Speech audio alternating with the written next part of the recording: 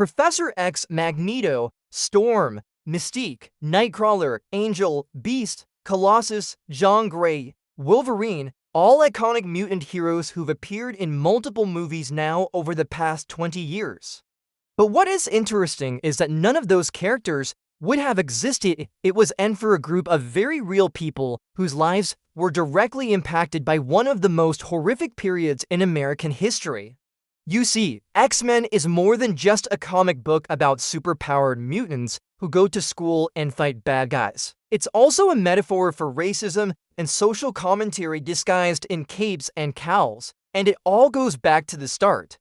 In this video, we're going to be looking at how real-world events inspired some of the biggest moments in X-Men history.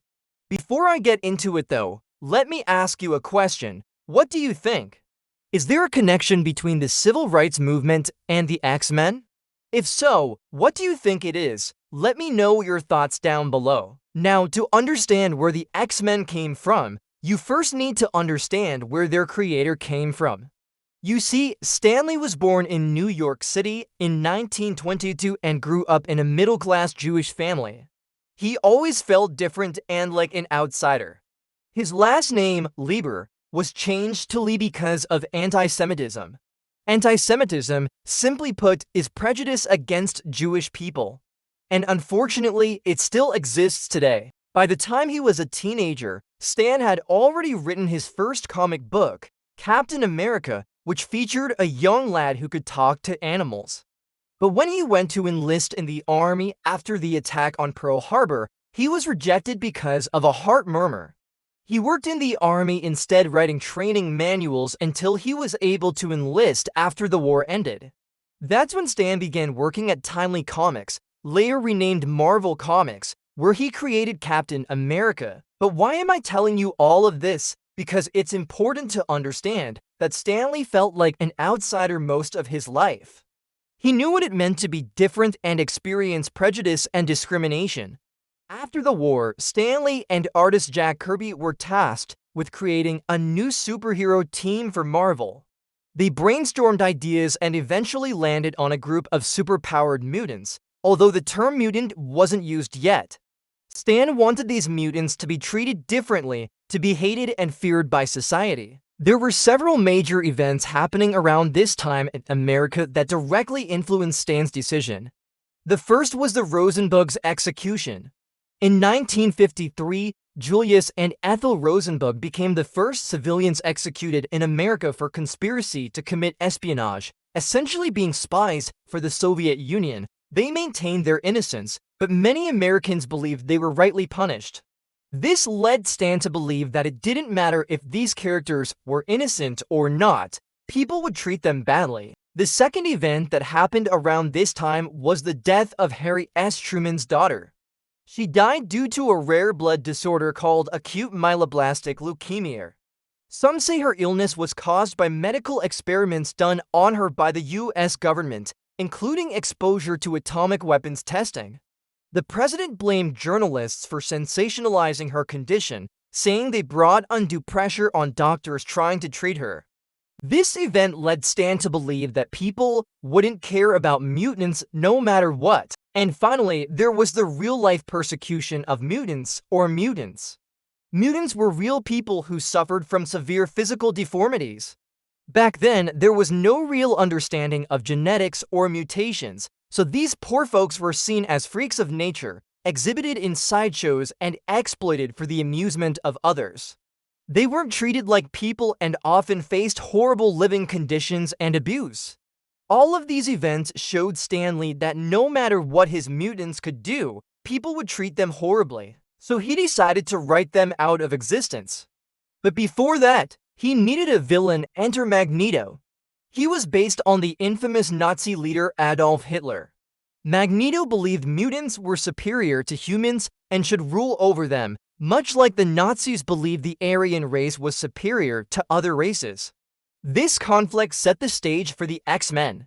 They would become refugees fleeing persecution from Magneto and his Brotherhood of Mutants. The first mention of mutants can be found in X-Men Issue 1, September 1963. We learn that mutants are born with the X gene, making them different from humans. They're super strong, fast, have a heightened intellect, and a host of other abilities. But just for being different, they're cast out of society and treated as outcasts. In many ways, Magneto and Professor X represent two different approaches to dealing with racism and oppression. Professor X was based on Martin Luther King Jr., who advocated for peaceful resistance and integration. Magneto, on the other hand, was based on Malcolm X, who advocated for Black empowerment and self-defense against white America. Both were leaders in the civil rights movement, and both had different but equally valid perspectives on how to fight for equality. In fact, Malcolm X would go on to say that if it hadn't been for Professor X, Black Americans might have followed Magneto's route and fought back violently against white America. In the same way, mutants could either choose peace and try to integrate into human society, or they could follow Magneto's violent path and declare war on humanity. One of the most famous stories from X-Men history perfectly illustrates this struggle. Days of Future Past starts with a nuclear holocaust that's wiped out most of the planet. The few remaining mutants and humans live in hiding, constantly on the run from the Sentinels, giant robots designed to hunt down and kill mutants. Sent by a future version of Wolverine, Bishop travels back in time to 1973 to stop the assassination of Senator Robert Kelly, an event that sparked the nuclear war. Along the way, he meets up with other young X-Men and together they stop Kelly from being assassinated. But this changes the future. Instead of being hunted down by Sentinels, mutants and humans can coexist peacefully. But this comes at a price. Kitty Pryde is forced to stay in the past and never see her own future again. This story arc shows the importance of fighting for equality and justice. If the X-Men hadn't stopped Kelly's assassination, mutants would have been wiped out in the future. It also shows the cost of fighting for freedom. Kitty has to make the ultimate sacrifice to ensure a better future for mutants everywhere. Another iconic X-Men story arc that deals with prejudice and discrimination is the Dark Phoenix Saga. This story involves Jean Grey, who becomes the host of an alien entity known as the Phoenix Force. With this power, she leads the X-Men into a battle against the Shi'ar Empire.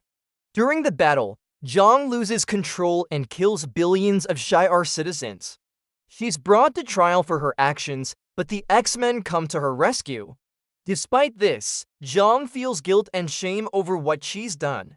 She wants to atone for her sins, but doesn't know how. Ultimately, Jean sacrifices herself to save the Earth from destruction. This story explores themes of power, responsibility, and redemption. Jean is a powerful mutant who has the potential to do great good or great harm. When she loses control, she causes massive destruction. But ultimately, she redeems herself by sacrificing herself to save the world. So there you have it, a brief history of X-Men and its connection to the civil rights movement. It's clear that Stan Lee and Jack Kirby were heavily influenced by the events of their time, from the persecution of mutants to the civil rights movement. They used these experiences to create one of the most iconic superhero teams of all time. But what do you think? Do you agree that X-Men is more than just a comic book about superpowered mutants? Let me know your thoughts down below. If you enjoyed this video, please hit the like button. It really helps us out. Don't forget to subscribe either. We release new videos every week. Until next time, see ya.